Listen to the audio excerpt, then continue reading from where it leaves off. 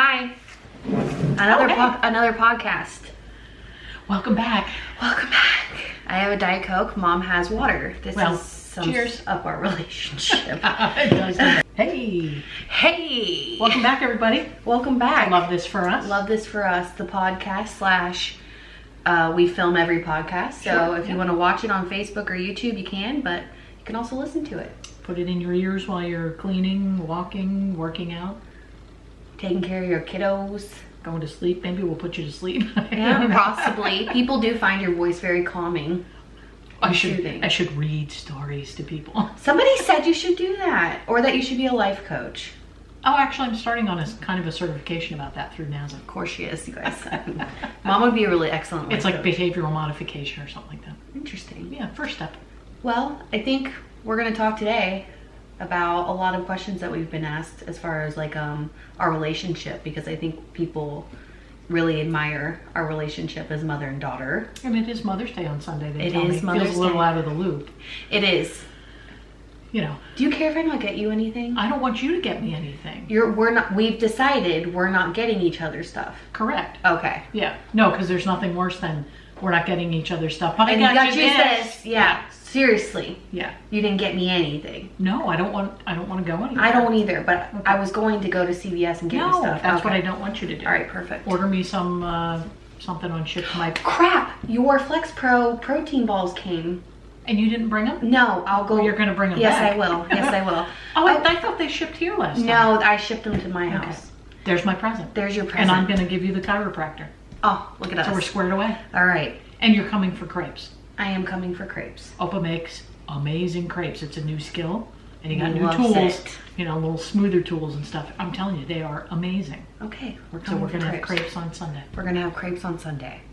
But we are going to talk about our relationship and like where we came from, as far as like, I think a lot of people admire our relationship now, and I think we've glazed over the fact that we've not always been so like but I'm going to let you explain our early year relationship and I'll chime in. No pressure. Like from the moment I knew you were coming, I wanted to be a mother. That's true. Mm-hmm. Was so excited to be a mother. I was a little bit older, 25. That's not older, but you know, like I felt ready. Yeah. Except for when we unlocked the door to carry you into the house, we both went, I can't believe they gave us this baby. We don't know what to do with it. We're both paramedics, but we don't know what to do if she poops. Yeah. But no, you were a delightful little child. You had the sweetest nature. The way our house was, you would come running down the hall every morning, your little feet. Morning kisses, you know, your curly little blonde hair like popped up over the side of the bed, and you give me morning kisses every single morning. I have that memory of you and your little like Barney jammies and your Barney sheets and all that kind of stuff. I loved Barney. And, you know, you just were so you back then. Like you used to love to play. Do you remember tacky football is what you call it? It was like tackle football. We had a Nerf football and we'd like tackle you and stuff, and roof ball. You were just a joyful little kid. And we spent a lot of time together. We were close then because of the fire department shift. I was with you, you know, alone for at least 24 hours, usually 48, you know, so we just, early on, I knew like we were this. We were going to be close. That's how I feel about Ella. Yeah. And you just know it in your bones. Yeah. You know, and now that you know we went through a rough patch, you know that you come back around. Now, Ella all of that may be different. I don't think you'll hit as much of a rough patch. Oh, stop it right now. I think we will. And that's one thing I never did, is say, you know, like, I hope you have a kid someday that gives you the time you gave me. No. I have never said it, would never say it. No, you never. Because my mother would say it to me all the time. I hope when you have a child, she puts you through what you put me through. Maybe that's why she loved me so much. Like, because I put you through it. Probably. Was she paying you to put me through it?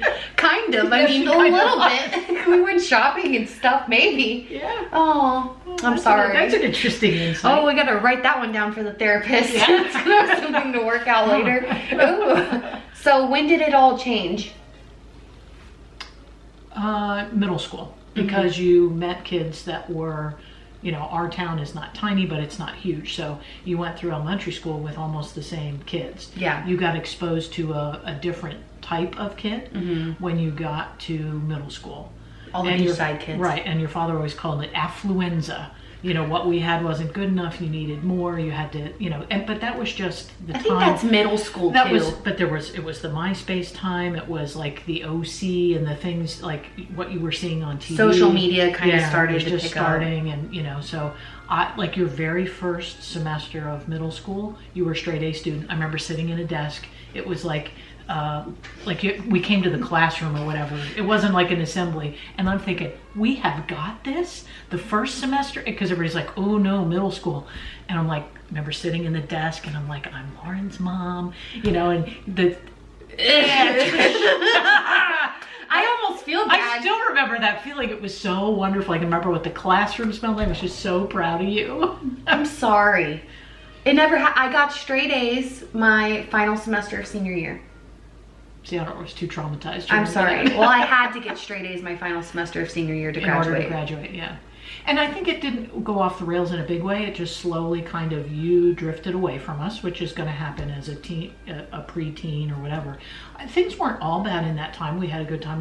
We would go to concerts. We went and saw NSYNC and the Backstreet Boys. That would have been all in that time period probably. I just didn't do well in school in that time. No, and what I did wrong, I don't know about wrong, but what I didn't accept until too late was that you weren't me. Mm-hmm. You know, that you weren't going to be super like I was always, I liked school, I did well in school, and if I did well in school, mom and dad didn't, you know, and I would always say, if you would just do good in school, then I'm not on you. Right.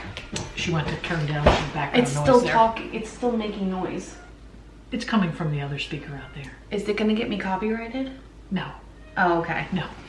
We listen to The Loft on Sirius, so who knows what obscure song that is. Okay. You're not going to hear a song that you know. Yeah. Well.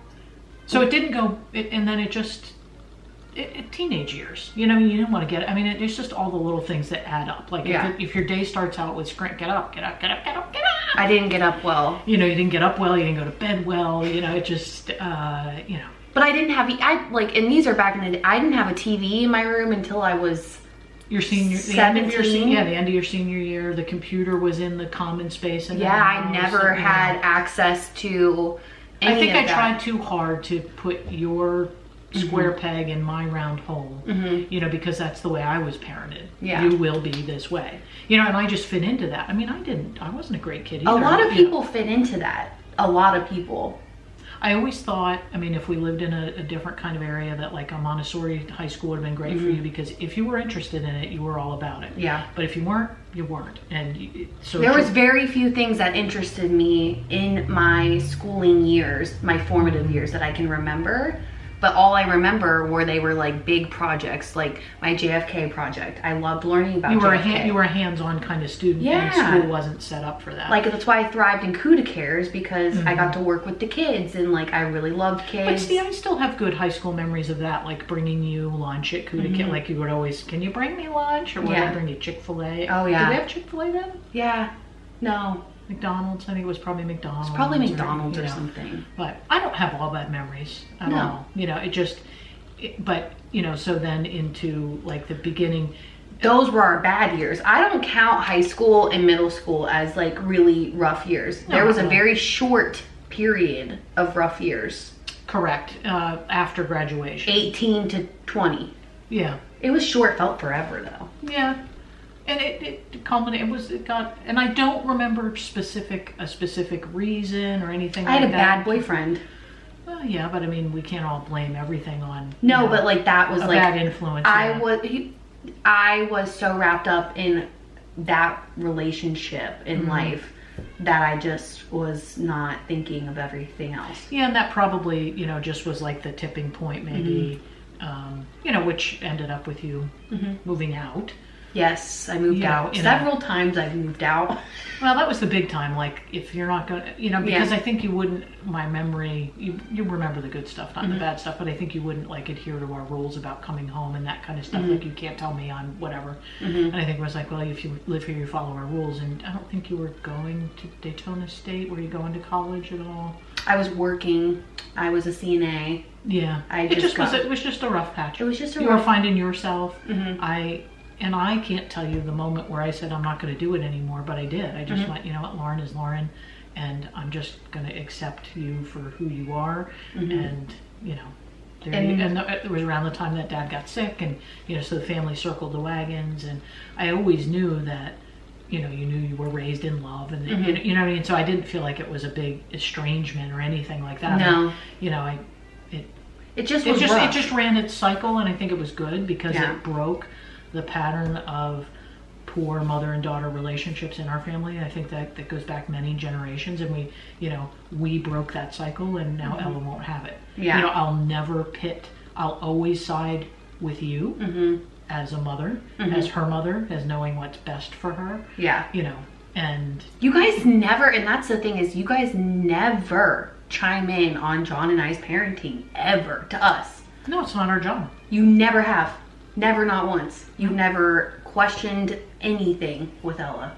Ever. I think you're amazing parents, and you were just right for her, you know? Yeah, that's weird. You've never questioned our parenting in any way. Interesting. I don't plan to ever, unless you do something crazy. Like nothing, like not a diaper change, not an outfit, nothing. Good for you. Well, you know, I was raised the other way. Yeah. You know, I was constantly given feedback about what to feed you, how to dress you, what to do. You know what I mean? I'm not going to do that to you. She's your child, you know. It's really nice. And our job is to just love her. Yeah. And spoil her. Rotten. The only thing she wanted me for yesterday was to check Amazon to see when the beat belt was coming. I know where I stand. She's just, she's in a phase of life right now where she's figuring herself out too. And that's joyful to watch. It's very joyful. It's also exhausting. I feel like, I know what my future is kind of gonna look like with Ella a little bit, just because I see so much of myself in her. And I'm like, oh boy. Here we go. Like cause she's like that now. She's 7. So maybe this will be the phase, and she'll be a fabulous teenager, and I will have no issues. God, that would be amazing. But I think our relationship prepared me. You'll communicate better with her, because with her autism, she doesn't have any of the social constructs. Ella will tell you how she feels. I know. You know, so there won't be any of that if she came home from school and she was pouty or had her feelings hurt by, you know what I mean? And then, you know, you didn't communicate, you know, it's normal not to communicate that to your parents when you're at that age, but I think with Ella's autism, that filter is removed. Yeah. So she'll probably come right home and say, you know, Johnny said this about me, and then I'm going to whoop Johnny's ass, because that's like how I am. So, oh, you? Yeah. Yeah, I was gonna say. Or she won't even tell you because she won't care. She won't care what Johnny said about her shorts, or, you know, I don't know. I don't know either. And I think at some point everyone cares. Yeah. And I'm sad that someday she'll care. Does that make sense? Because right now she doesn't care. So it's beautiful. You're like, oh, Ella doesn't care. And sometimes not caring is what kids pick at, because everybody else does care so much. When there's a kid that's brave enough to not care, they draw attention. You know? I'm hoping that Ella will just be so secure in herself that she really won't care. Like, it took me 30 years to get there, you know? And as a mother, I think that's the other thing, is you care what other mothers, how your mother or other mothers, you care about how they think about how you are mothering. Yeah. You know what I mean? So I think sometimes, and I don't see it happening to you, but I think sometimes mothers can cave to, especially now with social media, you see all this, you know. I saw the funniest little video the other day of, like, it was a split screen of like a dad throwing a Go-Gurt and a couple of things in a lunchbox, and the other mom is, you know, like cutting out flowers out of the cucumbers and stuff like that. There's so much pressure on mothers that, you know, the only mother that you could get compared to when I was raising you is who you spoke to, your own mother, your grandmother, your best friends, maybe people you worked with. Now you're bombarded with the internet about how to be a mother and how to be a, you know, that's crazy. I have to say, and I don't know how long this will last, but I've been really lucky. Like, as far as people really giving me mothering advice. Obviously, I've had people with Ella's, like, weight say very few things. It's very rare. Like, once in a blue moon, I get a comment about, like, you should not feed her that. Or, you know what I mean? But I've been really lucky. And I think that's why I share so many different things on my channel, is so that people don't have just one thing to pick apart as far as my parenting goes and stuff like that, because they're not going to change how I parent my child. But I'm just saying the pressure when you scroll through your feed, you see these mothers doing this and these mothers doing that. That's the kind of pressure I'm talking about. Because we can all just say, all right, you're entitled to say I shouldn't drink anything out of a can. Thanks for your opinion. Yeah. But what I'm saying is that just seeing that people same be kind of perfect. pressure where you're going perfect body, perfect body, perfect body. Even you're taking it in. So that's what I'm saying from a mothering standpoint. No, I can totally agree, because a lot of people that I do follow on social media are what you would think to be as perfect parents, perfect wife, perfect housekeeper, perfect body. And there's nothing that's perfect, and it's what works for your family. You and John are the perfect parents for Ella. Yeah. You know, God doesn't make mistakes. He meant for her to go to you two. Yeah. And for you two to be together, to be strong for each other, and, you know. No, he's like definitely my person. I think we do really well parenting together too, which is amazing, because we don't bump heads on parenting ever. We bump heads on everything else in life, like everything else, honestly, but parenting Ella. And what a blessing that is. And that's the most important thing you have to do in right this life. now. I mean, obviously all of this is all subject to change as she gets older. I mean, I think it changes. It doesn't get easier, it just gets different. But but for these years until she's grown, that is your job. Your most important job is to parent her. And we are on the same page all the time. We've never had a disagreement about parenting her, ever. So, not that I can remember, obviously. Maybe like you gave in one more time than I did or something. Well, but as far as big choices and stuff, we're always on the same page with her. So that's pretty cool. Sorry I put you through hell. It doesn't feel like it now. It doesn't feel like it because when now. I let go of it, I let go of it. Yeah. I'm not going to remember. When you ask me this, it's really hard to bring up. I mean, I can remember a few incidences of, you know, really butting heads or whatever, and I won't go into them here. There's only like 2 that I remember, really. I said I hate you once. Well, that was awful. Sorry about that, but Yeah. I didn't mean it, obviously. Because I said, well, I'm a person and I have feelings. No, you're not. You're a mother. Well, I am a person, you know. And then one other time in your teenage years with some trouble that you had gotten into. I never was arrested. I was never in that much trouble. I never risky got behavior that tripped my trigger. You know, We've talked about that before, the drunk driving thing. Yeah, I didn't drive drunk. No, riding with somebody. Riding with someone who was drunk. And After all my whole life of. And now I am almost 30 years old. I Uber everywhere, and people make fun of me for it because I Uber everywhere. Even if I'm only having half a glass of wine, I'm like, nope. So good. So I made my point. Yeah, I wrote how many episodes, how many essays on drunk driving? I mean, every day. It was ridiculous. But I learned a lesson. So it was a long summer. It was a very long summer. But I think I don't really remember all the bad stuff. And I admire you as a mother. I mean, I watch you as a mother, and it's the best example I've ever seen of mothering. Aw, that's nice. I mean it. I learned from you, obviously. It doesn't feel like it. I feel like you've gone next level. No. No.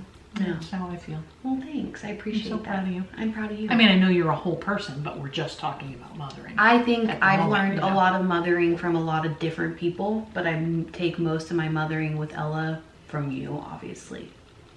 Just try and be patient with her. Doesn't always work out, but I try. Really. And the beauty when you get to be a grandparent is that you don't care. Like, when you were a kid, I made sure, like, we'd pick everything up and there wasn't stuff. Ella can be here and trash the house. I don't care. I know. Pick it up when you grandkid. leave. Yeah. You know. I know. And that's the beauty of having grandparents, which, do you guys want to babysit anytime soon? Well, happy Mother's Day. Happy Mother's Day. I love you. I love you. You're a great mom. You're an awesome mom. Go us. Love you so much. I love affection. I know. Thanks for joining us. Thanks for joining us. What should we talk about next week? Tell us. Yeah, what you'd please like let to us hear. know. And happy Mother's Day. And happy Mother's Day. And to you fathers that are mothers. There's some fathers that are mothers. And to mothers who are raising other people's babies. I mean, there's A mother is not just blood. And a mother is not just someone who has a child either. I feel like you can mother and nurture anything. You know what I mean? Yeah. If you have a fur baby or, Right. you know what I mean? You No, can the act of mothering can be a plant, can be a friend, a cousin, a niece, a nephew, a brother, a sister. pet, You can nurture and love anything. and yourself. And Mother yourself. Mother yourself. Wow, that's deep. Whoa. We will see you guys in the next podcast, and you will hear us in the next podcast if you are listening on Anchor, Spotify, Apple, all of the Places things where you can get your podcast. Absolutely. And don't forget, you guys, if you are listening on Anchor, you can send in voice memos. We love Have to we hear gotten them. any? I didn't look. I haven't looked either. Oh, we're bad people. I'm like, don't forget, you can send voice memos, but we And haven't if you send us listened. one and we haven't listened, we're sorry. I don't think we have any. I think I usually get I think a it notification. gives you a notification. We But- got them in the beginning. We did. We want to hear No from pressure. you. No, we want to hear from you. Yeah, we do. Yeah. And we will see you later, and we will Oh, talk to there you go the later. finger guns. Lauren brought out the finger guns. Oh boy. She brought them out before me. Until next time. Until next time. Love this for us. We love this for us. And we love each other and we love you. We love you. Bye. So much love. Bye. Bye. I'll let you handle that. Okay. I make mom title things. I do. It's still recording. Thanks for watching, you guys.